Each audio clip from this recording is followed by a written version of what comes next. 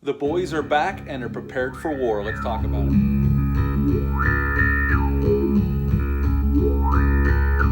Hey, welcome back to my channel. Hope everyone's doing well out there. And today we're going to talk about the Expendables 2. But before we get into the review, like, comment, and subscribe. Join me here. I greatly would appreciate that. I'm going to be seeing Ghostbusters Afterlife this Saturday in IMAX. I will have a review up for that on Sunday. I'm very excited to see it.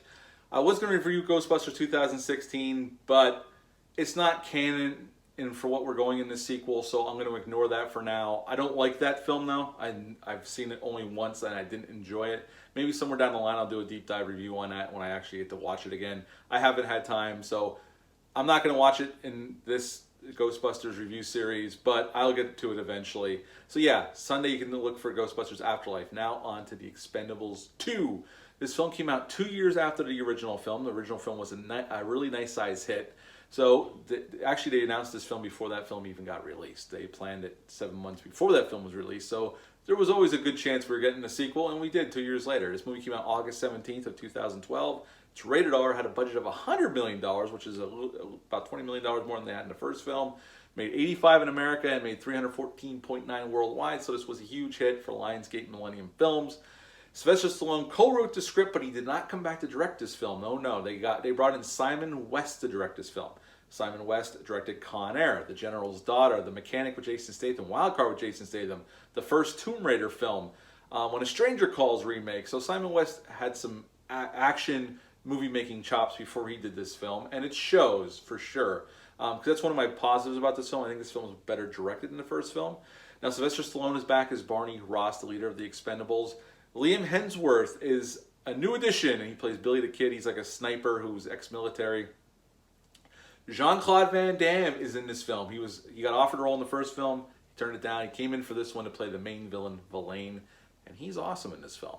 Chuck Norris came out of retirement at 71 to be in this film as Booker, or the Lone Wolf as they call him in the film, and that is obviously a callback to Lone Wolf McQuade. And the other new notable actor or action star in this film is Scott Adkins as Hector.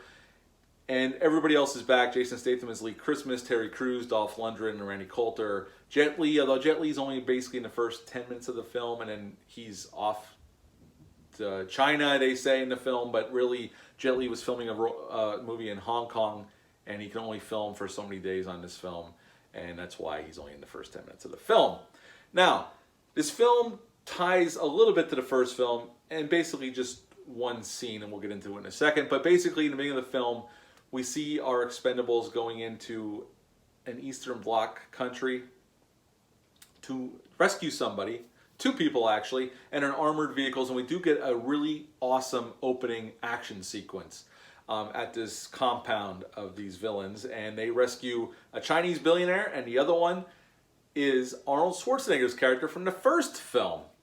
And they get them out, and then Jet Li skydives, parachutes out of their plane over China to take the billionaire back, and they go back to the United States. And that's when Bruce Willis's character, Mr. Church from the first film, finds Barney and tells him that he owes him one after he got screwed in the first film. And he tells him he has to go into the ex-Soviet Union to find this down plane where there's a package on board that the CIA needs back. And he sends this tech woman with him that's very combat proficient in with him, Maggie, and they find the plane, but unfortunately Billy the Kid gets killed by Verlaine and his goons. They're ex-KGB, and they have this gang in the Eastern Bloc, and they basically rule the countryside, and we find out that they want this device to help them find this plutonium in his mine to sell to another party to make weapons, which is not good for anybody. And after Billy the Kid gets killed, Barney takes that as a chance to take revenge on these assholes, and they go in and try to stop what they're doing. And at the end of the film, we get this huge action sequence at this airport, and our heroes prevail, and that is the Expendables 2. The positives about this film, I think the acting, the actors are all great here. I think they're even better in this film than they are in the first film. I think some of the actors get better chances to show off in the action sequences, and we'll talk about that in a second. I think the new people are, William Hemsworth doesn't have a whole lot to do. He's only in the movie maybe 20 minutes total, and then he gets killed. But he's good for what he's given to do, which isn't very much. Van Damme is probably the biggest revelation here. He is great as the villain, and he's definitely chewing the scenery, but in the best kinds of ways. And he's definitely a formidable villain for Stallone and our men. Scott Adkins is good as his right-hand man. I think he gets a little shortchanged on the action, especially when his last final confrontation with Jason Statham's character. There's at the airport, him and Jason Statham get into a fight in the one hangar. And it's okay, and I love the resolution to it. I just think you have two guys that are very proficient in martial arts that could give us a really great fight. And I think it was kind of a missed opportunity. It's one little negative to it. I think the directing is an upgrade over the first film. Now, I am a big fan of Stallone. I love him as an actor, writer, and director. I think he did a great job at Rocky 2, 3, 4, and Rocky Balboa. And Rambo, when he directed that. I think the first Expendables, again, my problems with that, you can see the review. Even though I gave it an 8 out of 10, I think the choppy editing, the shaky cam, and the over-reliance on CGI for rear screen projection, and it was very noticeable. Here, I think a lot of those things are fixed.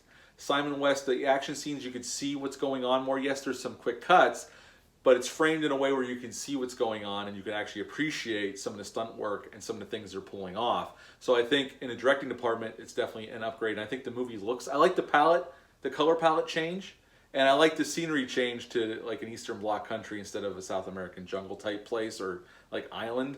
I definitely appreciated this scenic change here. There's some really great action scenes. I think Jason Statham gets a couple really cool fights. In the middle of the film, he gets in a fight with some goons in a church. That's really well done and well staged. And Jason Statham, I love him as an action star, and he definitely gets to shine here in certain scenes.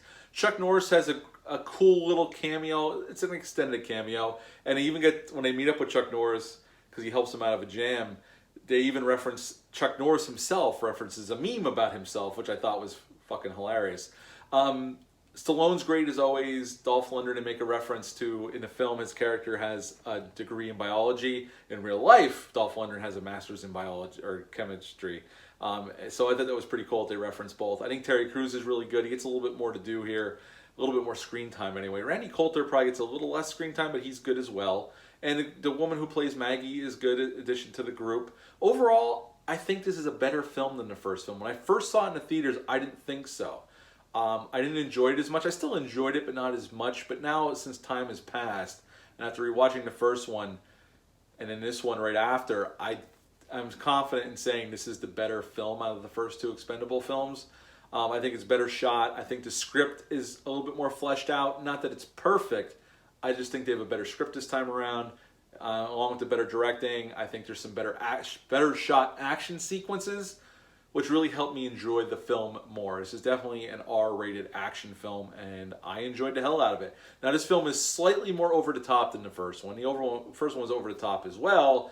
And let's face it, a lot of our favorite action stars from the 80s were basically superheroes in R-rated films. Commando, nobody could kill Arnold Schwarzenegger in that film. Some of the films that Stallone did, he could never get killed. And this is kind of the same way.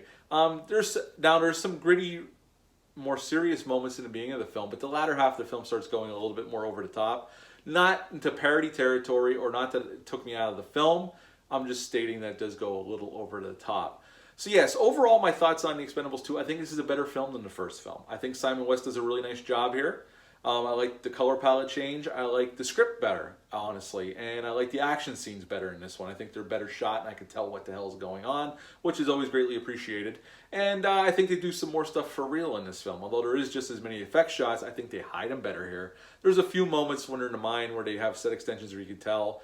But overall, I think they hide it better here, for sure. And they had an increase in budget, so I'm sure that helped as well. So overall, I would give The Expendables 2 an 8.5 out of 10. That's right, an 8.5 out of 10 for The Expendables 2. What's your thoughts on this film? Leave a comment down below to let me know. Do you like this one better than the first film? Let that comment down below as well. I'll be back this weekend with a review for Ghostbusters Afterlife. Until then, bye.